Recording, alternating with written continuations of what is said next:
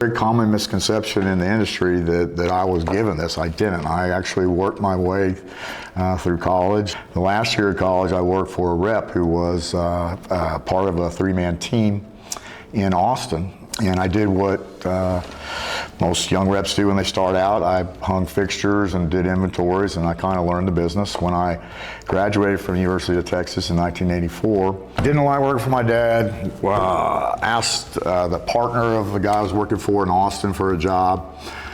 His name was Donnie Decker. I worked for him from 84 to about 86.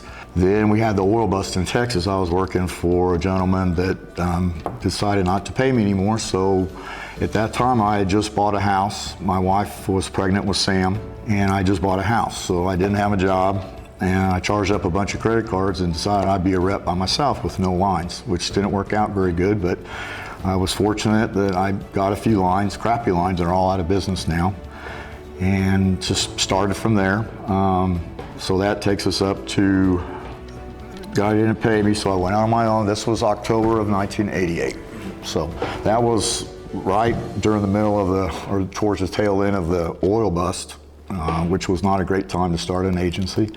Very scary time, but worked real hard and was able to be was fortunate, hired some people, hired ladies from my office. We were fortunate, we grew, we got some good lines. We've grown to more states and bigger lines and more volume, and with that comes more people and more responsibility. So it's been a really good ride. The changes that I've seen have been quite dramatic. Used to, a customer would go into a showroom and they would be sold something. Now when they come in, they already know what they want.